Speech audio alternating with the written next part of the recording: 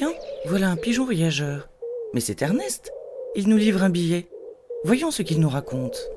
Les terries du marais de Fouquières, l'alchimie des éléments.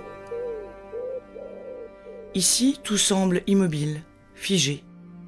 Pourtant, le sol vibre, respire, dégage une odeur. Il murmure et même il fume. Ernest nous invite à un voyage sensoriel au cœur des terries du marais de Fouquières, à quelques kilomètres de Lens. Un lieu où histoire et nature s'embrassent et s'embrasent pour révéler une fascinante épopée humaine et géologique.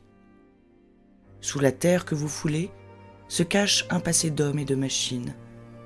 Creusée, exploitée puis vomi par la fosse 614, elle a forgé des terries. Ces montagnes noires ne sont pas des montagnes, mais bien l'œuvre de l'industrie minière qui a façonné le paysage entre 1877 et 1965.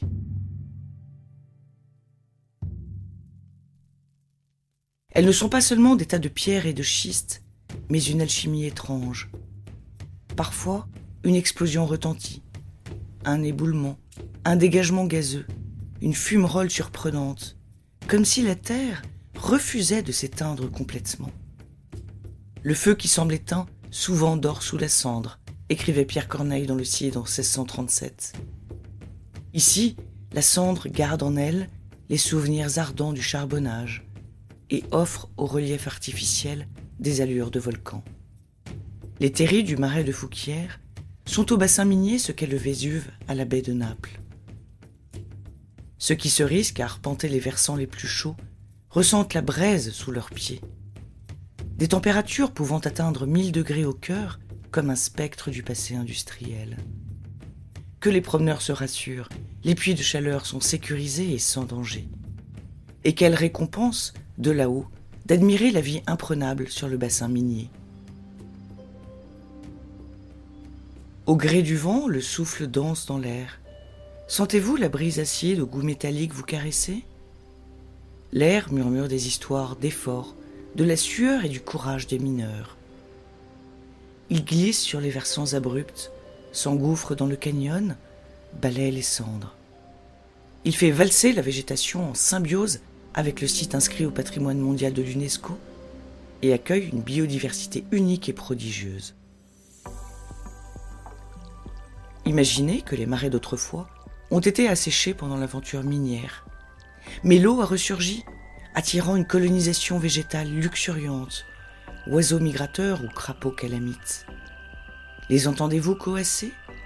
Percevez-vous les effluves poivrés de la roquette et sucrés des bouleaux ? Le lagunage de Harne en est sans doute la plus brillante illustration. Des roseaux remplacent les poutrelles métalliques effondrées. Des libellules scintillent là où les lampes des mineurs brillaient dans le noir.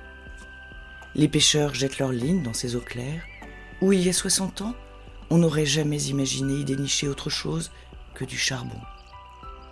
La digitale pourpre, autrefois considérée comme une plante mystérieuse et magique, s'épanouit ici. L'on raconte que le docteur Gachet en aurait prescrit à Vincent van Gogh pour soigner son épilepsie. Une théorie bien plausible, lorsque l'on sait que son portrait du docteur Gachet, avec branche de digital, était la toile préférée du peintre néerlandais. Sous le vent du nord, les terries du marais de Fouquières racontent une histoire de feu et d'eau, de terre et d'air. Entre fumerolles sulfureuses, lagunes renaissantes et souvenirs d'explosion, une nature encore plus exubérante et prolifère a repris ses droits sur les fossiles du passé minier.